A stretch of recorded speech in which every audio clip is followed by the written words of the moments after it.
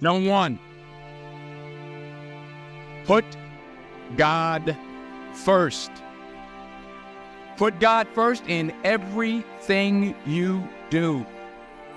Everything that you think you see in me, everything that I've accomplished, everything that you think I have, and I have a few things, everything that I have is by the grace of God. Understand that. It's a gift.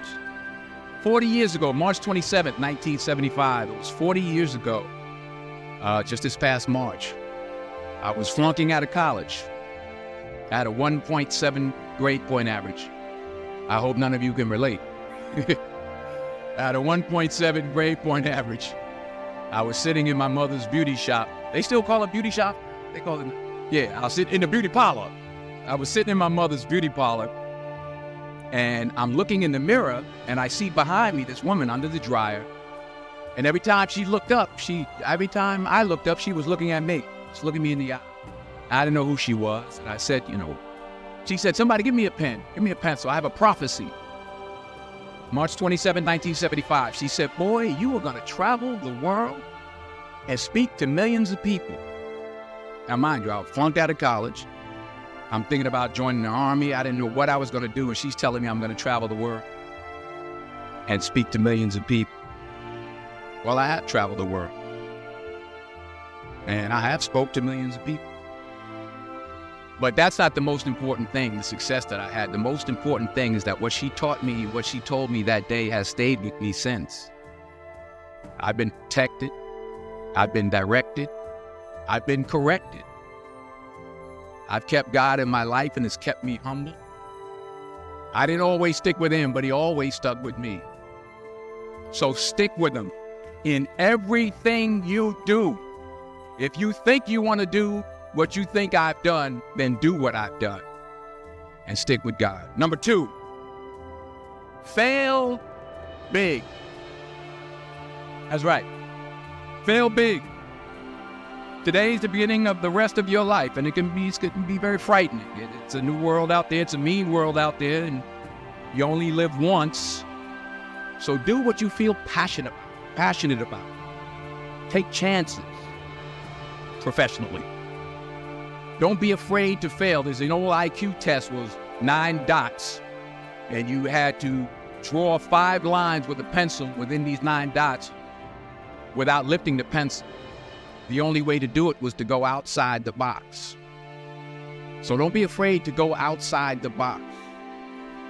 Don't be afraid to think outside the box. Don't be afraid to fail big, to dream big. But remember, dreams without goals are just dreams, and they ultimately fuel disappointment. So have dreams, but have goals. Life goals, yearly goals, monthly goals, daily goals. I try to get myself a goal every day. Time is just to not curse somebody out. Simple goals, but have goals. And understand that to achieve these goals, you must apply discipline and consistency. In order to achieve your goals, you must apply discipline, which you've already done, and consistency every day, not just on Tuesday and miss a few days. You have to work at it every day. You have to plan every day. You've heard the saying, we don't plan to fail, we fail to plan. Hard work works. Working really hard is what successful people do. And in this text, tweet, twerk world that you've grown up in, remember, just because you're doing a lot more doesn't mean you're getting a lot more done. Remember that. Just because you're doing a lot more doesn't mean you're getting a lot more done.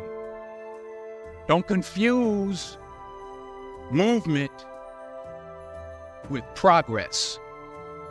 My mother told me, she said, yeah, because you can run in place all the time and never get anywhere. So continue to strive, continue to have goals, continue to progress. Number 3,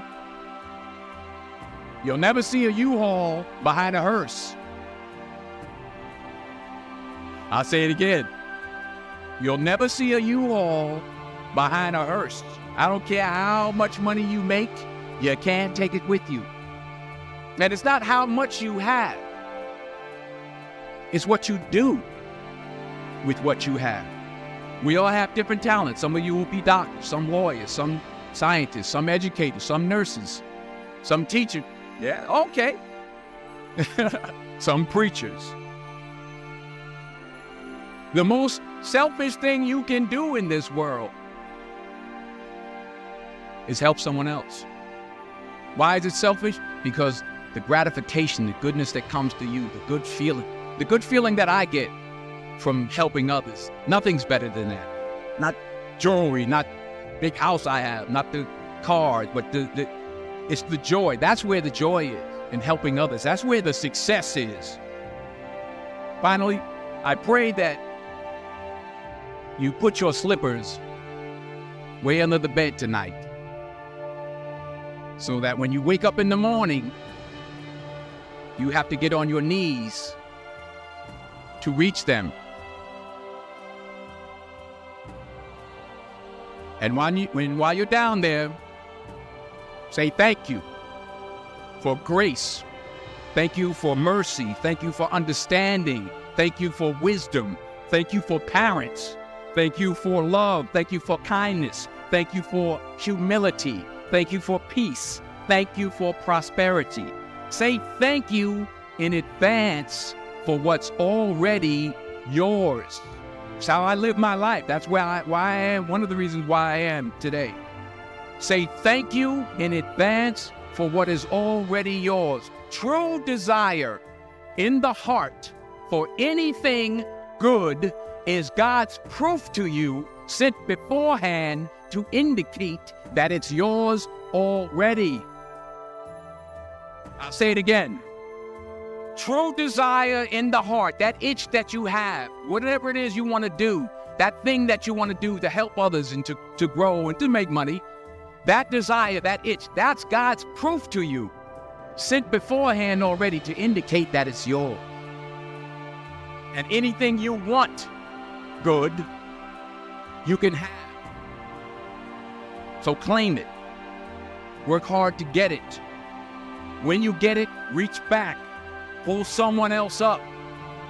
Each one, teach one. Don't just aspire to make a living. Aspire to make a difference.